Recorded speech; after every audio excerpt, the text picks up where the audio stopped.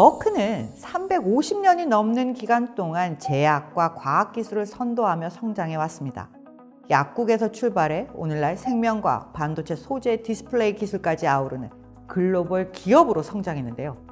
오늘 그 긴 머크의 역사를 한번 들여다보도록 하겠습니다. 머크의 역사는 1668년 프리드리 야코프 머크가 독일 다름슈타트에 우리말로 하면 천사 약국을 설립하면서 시작되었습니다. 이후 머크 가문은 약학과 화학 연구를 지속하며 사업을 확대했습니다. 현대적인 제약 기업으로 성장할 기반을 마련했던 인물이 한번 등장하는데요. 19세기 초 하인리히 에마누엘 머크였습니다. 모르핀을 비롯한 여러 알칼로이드를 고순도로 정제하는 기술을 개발했고요. 이를 기반으로 대량 생산을 시작했습니다.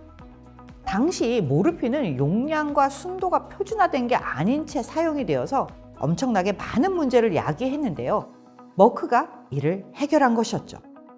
연구 기반으로 근대적인 화학 및 제약 회사로 성장한 머크는 1890년대에는 미국을 포함한 해외 시장에도 진출했습니다.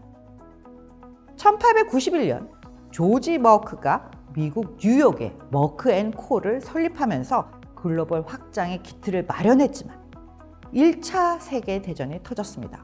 패전국가 독일의 기업, 미국 정부가 머크앤코를 압류하면서 독일 본사의 머크와 미국의 머크앤코는 완전히 분리되었습니다.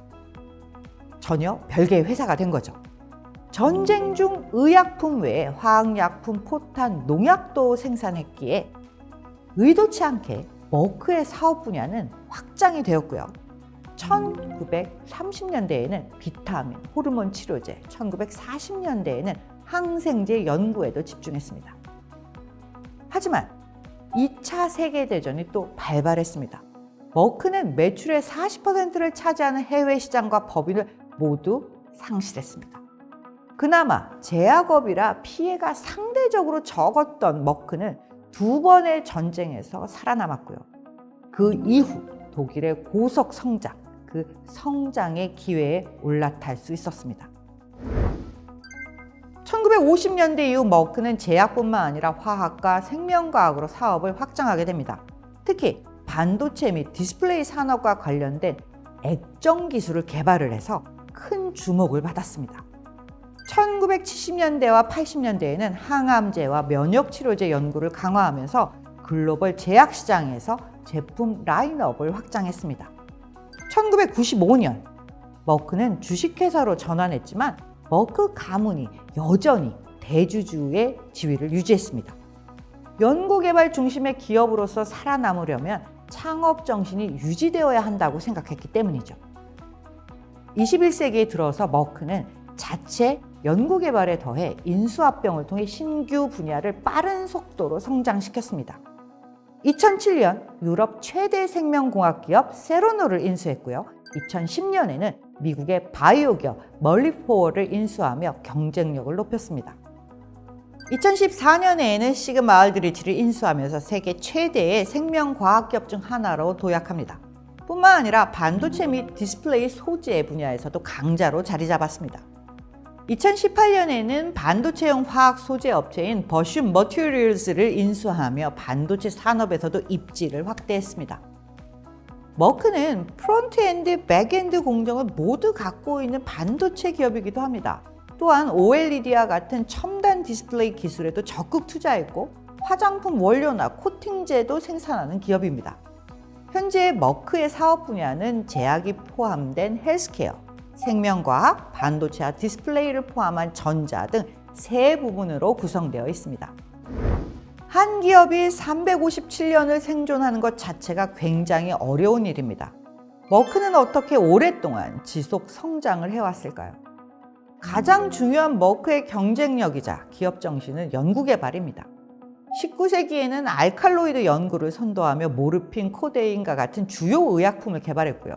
20세기에는 항암제, 면역치료제, 항생제 등 다양한 신약을 출시했습니다. 반도체, 디스플레이 소재, 생명과학 분야까지 연구를 확장하며 글로벌 기술 혁신을 이끌고 있습니다. 두 번째는 전략적 인수합병과 사업 다각화입니다. 머크는 적극적인 인수합병을 통해 사업을 확장하며 지속적인 성장을 이뤄냈습니다.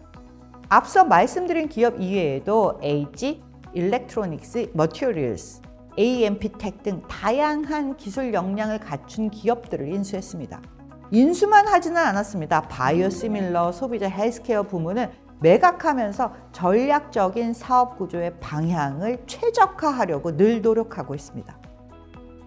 세 번째는 가족 기업의 장점과 지속 가능한 경영 방침입니다.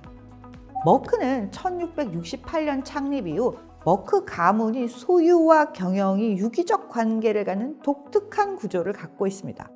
1차 대전 이전에는 전형적인 가족 기업의 형태였지만 위기를 극복하기 위해서 처음으로 외부 전문가를 경영진에 참여시켰습니다.